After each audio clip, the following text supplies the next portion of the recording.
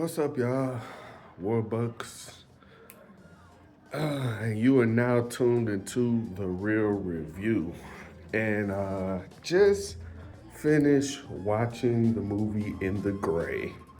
Written and directed by Guy Ritchie, starring Jake Gyllenhaal, Henry Cavill, and Eiza González. Um, and I was trying to figure out what I knew her from, and apparently it's Baby Driver, uh, which was a really good movie, by the way. Highly recommend it. Um, but yeah. So, good movie. Um, yeah, it's a good movie, man. Guy Ritchie, he still got it. You know what I'm saying? He's showing that he still got the juice. He's had some movies that was they were alright, or some of them might have been even less than alright, to be honest. But I feel like whatever he's doing, he done been revitalized since he did the Gentleman Show, and this, yeah, he's back at it. Um, so the movie called In the Gray because Eiza González, she runs a team of, I want to say they're like mercenaries, but they're not for hire. They work specifically for her and do jobs. And she's kind of like a middleman or a middle woman, if you will, a person who like just handles like high-end clients that kind of operate in the gray space. In the gray is like a term for, where you're not exactly like all the way good or all the way bad. Everything's not black and white.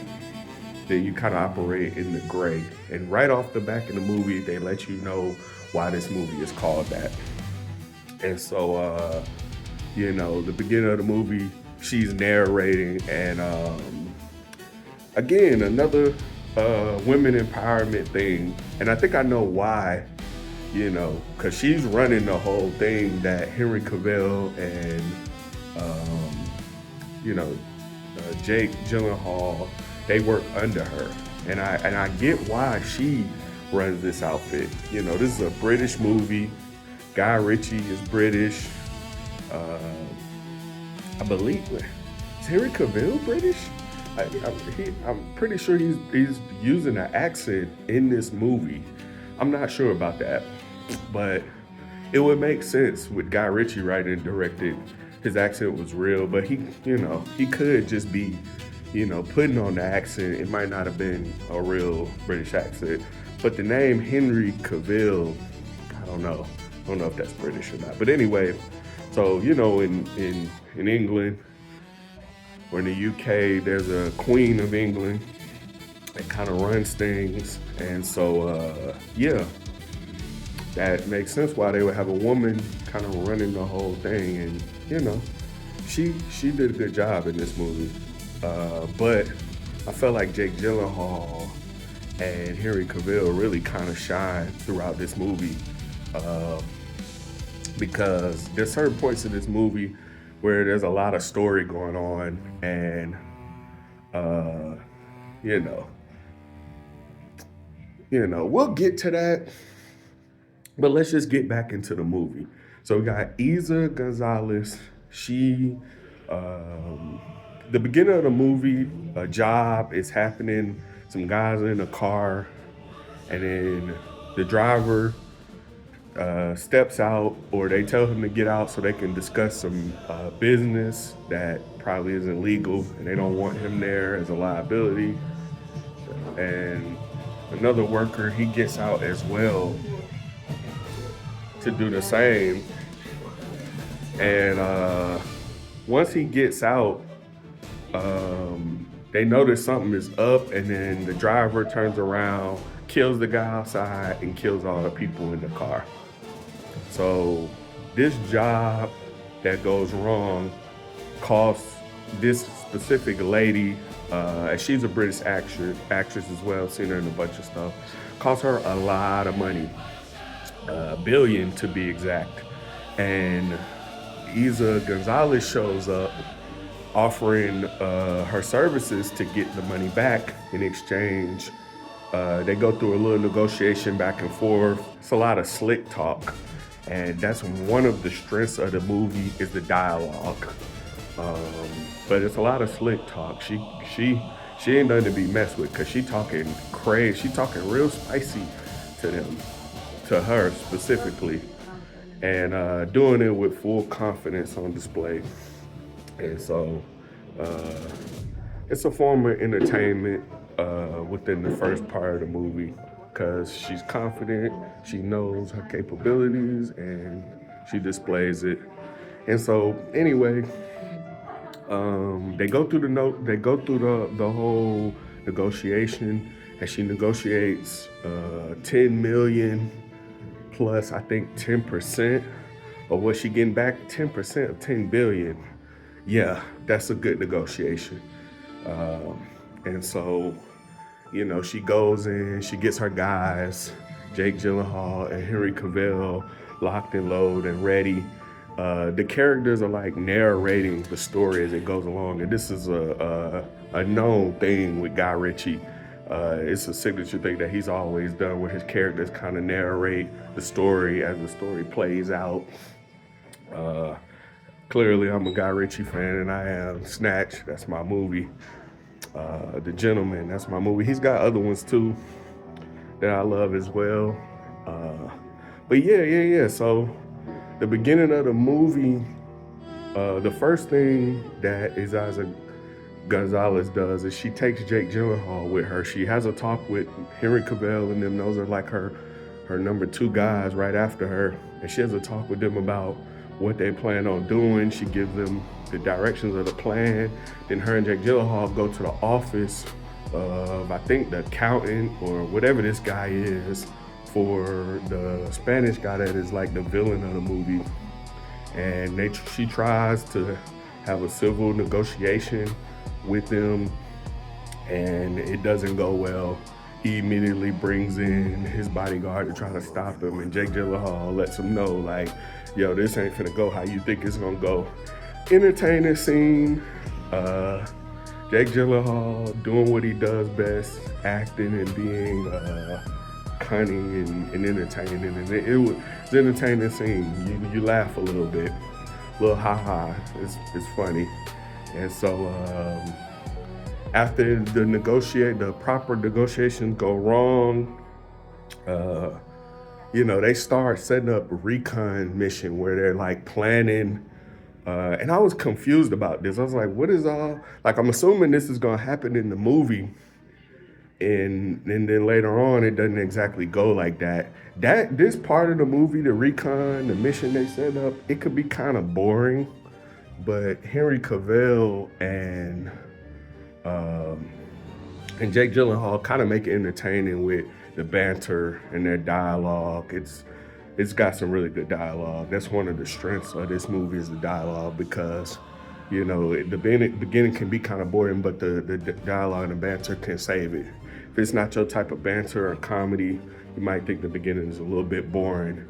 And me personally, I think they could have chopped up some of that recon part. We really didn't need to see that much of it because it's a large part of the movie where they're doing it. And they could have really kind of cut that down a little bit, to be honest. Really didn't need to see the full detail. They do that in heist movies from time to time, but it works out, I don't know. It's just a little better sometimes. And then this one, it just wasn't as entertaining to the point where it's like, yo, we didn't need all of this. You know what I'm saying? They've done it right in The Italian Job and other movies, heist movies, Takers. You know what I'm saying? But I don't think it was necessary that we needed all of this. They could have gave us a very small little dose to show, hey, this is what we're gonna do. We really didn't need all of that. It wasn't really like if it was more cleverly done and they left something out and then we got a twist later on, cool, but it was really not necessary to do that, in my opinion. And that's probably one of the weaker parts of the movie, was that. Heck, really, that's really mostly the only weaker part I can go with on that. But the movie progressed with them basically, they go and have a meeting with the guy himself now this time. They go and talk with the boss of the guy that they tried to have a negotiation with, a proper one, but it didn't go well. So they go meet with him. It's set up. I think they have a discussion of that when they go see the lawyer guy or whatever he is. And that meeting doesn't go well at all because they can't come to an agreement on the amount. She wants the whole billion back, and he wants to give less than that back of the money that he's taken from the lady. And so when they leave the meeting, they follow them and try to take them out, try to take her out. And these guys are super prepared, clean cut mercenaries. These are not no gruff, dingy. Everything they're doing is properly planned. They was like, yo, we're gonna put the hush puppies on. And that was kind of funny. And hush puppies, hush, it's a metaphor for putting the silencers on the gun. So, you know, we want this clean cut, you know what I'm saying? Not too much noise because we don't want to alert anybody else. They handled that. Had a guy using a drone up in the sky to watch everything. I mean, they handled that clean, neat. Some people might have a problem with the action being like that. They may want the action to be a little bit more explosive or whatever. Because, I mean, it's a whole lot of story. After this, there's more story. The girl's a little rattled emotionally. And once the accountant guy finds out that they tried to take a hit at her and they weren't successful, he tells her how bad that was and what she's gonna do next. And she does everything he says. And so now she has leverage that she didn't have originally, and that's why she couldn't get the meeting. She couldn't get the billion that she wanted. So then they have another meeting after she gets her leverage, because now she takes some of their toys that he really wanted, the head Spanish guy. They take the toys, she goes back, he still don't want to bite. So then she lets him know how bad things can get if he don't go ahead and turn over that billion that she's asking for. And yeah, the negotiations go well this time for her. You know what I'm saying? Her tone is different. When people take a shot at you, your tone gonna change. But anyway, so she gets what she needs, she gets out the meeting, and then she goes back, she tells the British girl, we did it over the phone, talking spicy as usual, talking her mess, popping her stuff. Like, I told y'all I was gonna get this stuff back, I got it back. Now just return the stuff to them and we can move on. So the problem is, now I thought that was weird. I was like, what? This the end of the whole conflict? She done solved the problem? Y'all done planned out this whole job for like no reason. All this recon, this large quantity of the movie, and y'all not even, I was so confused on why they even did that in the first place. And so then the job's done, but then the British girl didn't exactly send the money back. First of all, she didn't pay Eiza González's character. Number two, she also didn't send the people their stuff back. So then they kill off the people with her. She's out in the desert somewhere. They kill off her people and they take her. And now we see that Eiza González, Henry Cavill, Jake, they do not mess around. It's chess, not checkers with this movie. They planned for this to happen. They knew, based on the people they were dealing with, that they wasn't reliable, couldn't be trusted. She even said it at the beginning of the movie, I don't trust you. That's why I need 10 million plus 10% of what I get back. So, and she was right not to trust her because she didn't give them the stuff back and she didn't pay her. And because of that, they kidnapped her. And you know, oh boy, the Spanish dude let it be known while she was in the cell, I got something of value to them because they didn't give me, we made a deal. I sent the money over and I didn't get my stuff back. She let her know, I don't hold no value to them. So what you're doing right now is not helping you at all. I didn't think that was the smartest thing to say in that scene, because if you don't hold no value, then they're not finna hold you anymore. They just gonna kill you. And he said that as he left. But her confidence in that scene was because that the beginning of the movie, they were planning on all of this happening. It's chess, not checkers. So they basically was making sure they crossed every I and dotted every T. And at the end of the movie, we got a lot of nice action, gun shooting, explosions, rocket. One of their men died. Jake Gyllenhaal cared about this dude so much, he fought with him to make sure. He said, yo, you bring your behind on, don't leave yourself behind. Jake was trying to stay with him. Like that, things like that matter because it shows the morality and it shows that they actually care about their men. They're not expendable. These are valuable people with their team that they've probably been working with for years, and they look at them like family. And so when they actually break in, they get her out, and the black guy leaves himself behind. He gets so caught, but he takes so long to leave that he gets outnumbered and he can't get out. So he ends up having to blow the whole thing up, which kills him. Jake Gyllenhaal, Henry Cavill get her out, and then the men take the girl and Henry Cavill and them, they do something else, but they don't show it at that moment.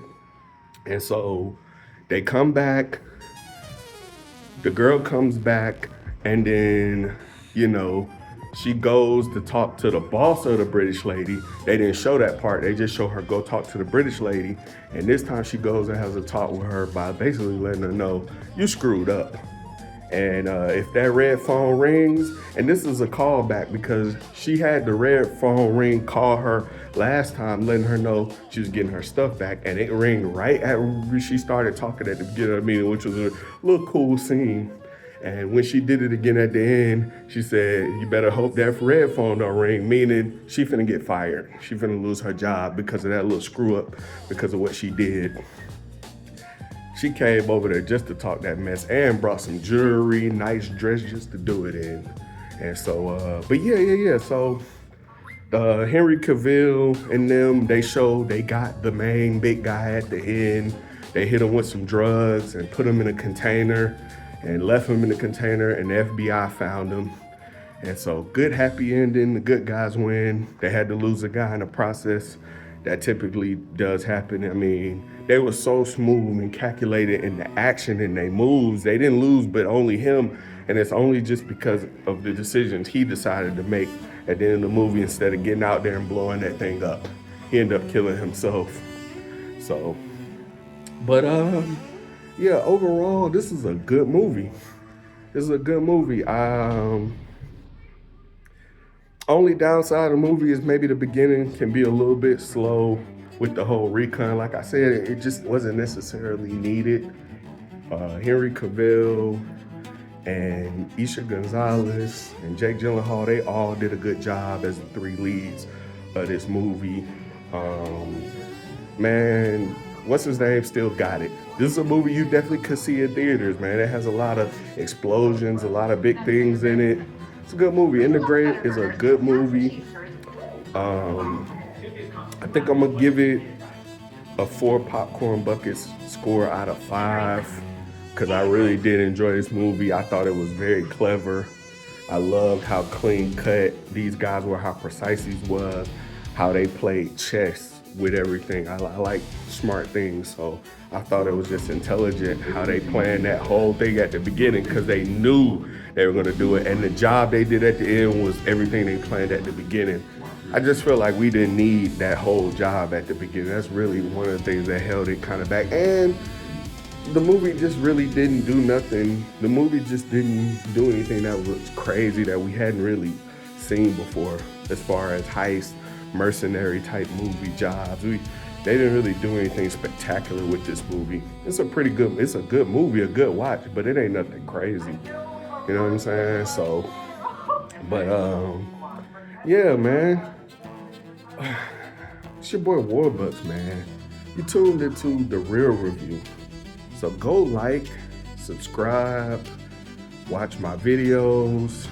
And yeah, you can go see this movie in theaters, man. 4 out of 5. I say that's worth seeing in theaters for sure.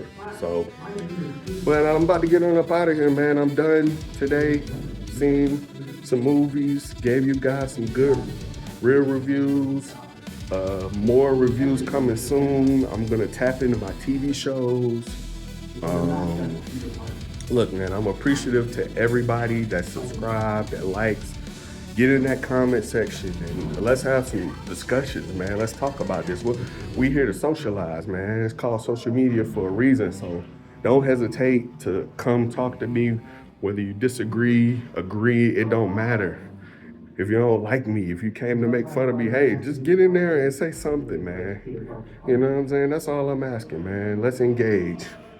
But anyway, man, I'm out of here, man. I got more stuff to do. So, your boy Warbucks, this is the real review. I'm out. Boom, boom.